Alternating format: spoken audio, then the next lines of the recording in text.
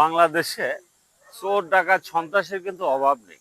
তারপরও এই ব্রিজের আপাতত রডগুলি কিন্তু আছে, একটু দেখান। রডগুলি আছে এখনো, চোর রডগুলি নেই। ব্রিজটার অবস্থা দেখেন। ব্রিজটা 90 দশকে এই ব্রিজটা হয়েছে। এই ব্রিজটায় কিন্তু প্রতিদিন এখানে হাজার হাজার মানুষ গাড়ি নিয়ে যাতায়াত করে, আপনারা দেখতে পাচ্ছেন। কিন্তু ব্রিজটা এই হাল কেন হয়ে রয়েছে জানি না। এগুলি কি আপনার কোনো এলজিডি অফিসের কর্মকর্তাদের চোখে যায় না, বা ইউনিয়ন পরিষদের চেয়ারম্যানরা কি এই ব্রিজ দিয়ে পার হয় না? সব সময় কিন্তু হয়, কিন্তু আসলে এগুলো তাদের চোখ নাই দেখার মতো। এখানে ব্রিজটা এমন পজিশন হয়ে রয়েছে দেখেন। এখানে যত রোডটা কিন্তু আপনার 24 ফিট, কিন্তু ব্রিজটা হয়ে রয়েছে আপনার 12 ফিট বা 11 ফিট ব্রিজটা।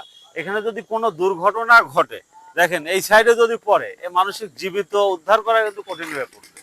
দেখেন একদম অগম খাই কস্তুরি পানা এই পাশে হয়ে রয়েছে। কারণ একটা ব্রিজের কিন্তু এই পাখাটা একটা সাপোর্ট দেয়, এই সাইডে যে আইল্যান্ডটা থাকে, আইল্যান্ডটা কিন্তু একটা সাপোর্ট দেয়। অনেক সময় কোনো যদি দুর্ঘটনা ঘটে, মোটর সাইকেল বা অটো গাড়ি বা অন্য অন্য যানবাহনের যদি দুর্ঘটনা ঘটে, অনেক সময় ব্রিজে কিন্তু একটা সাপোর্ট পাওয়া যায়। কারণ তেমন কি সাপোর্টের কোনো ব্যবস্থা আছে? এইভাবে পরিত্যক্তভাবে পড়ে রয়েছে, না হলে পরেও 10 থেকে 15 বছর। এই ব্রিজটার বয়স আনুমানিক 35 বছর। হ্যাঁ, তাহলে আমি বলতে চাই, আমি এখন যে পজিশনে দাঁড়িয়ে আছি, এই ক্যামেরার পিছন সাইড হলে একটা আটঘরিয়া থানা, এই পাশে আছে কিন্তু সদর থানা। আমি কিন্তু আটঘরিয়া সদরের একদম মাঝামাঝি দাঁড়িয়ে আছি। তাহলে ওই পাশে মালঞ্চি ইউনিয়ন, এ পাশে দেবত্তর ইউনিয়ন। এখানে কি চেয়ারম্যান মহোদয়রা এদিক দিয়ে যায় না? অবশ্যই যায়, গেলেও কিন্তু তাদের চোখে পড়ে না। ওরা চোখে পড়বে কখন? ভোটের সময়, যখন ভোটের দরকার হবে তখন গ্রামে গ্রামে বাড়িতে বাড়িতে ঢুকে আমাকে ভোট দিয়ে এলাকার উন্নতি হবে, এটা করব সেটা করবো। হ্যাঁ, কিন্তু এইগুলো কিন্তু আর চোখে পড়ে না।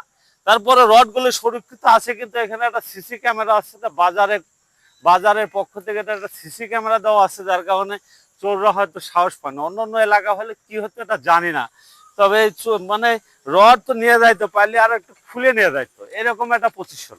আমি বলতে চাই দেবত্তর ইউনিয়নের চেয়ারম্যান মহোদয়কে বলতে চাই, দূরত্ব এটার দিকে নজর দেন। আর যেহেতু এই পাশে রয়েছে মালঞ্চি ইউনিয়নের চেয়ারম্যান, আপনারা তো অবশ্যই কিন্তু আসেন।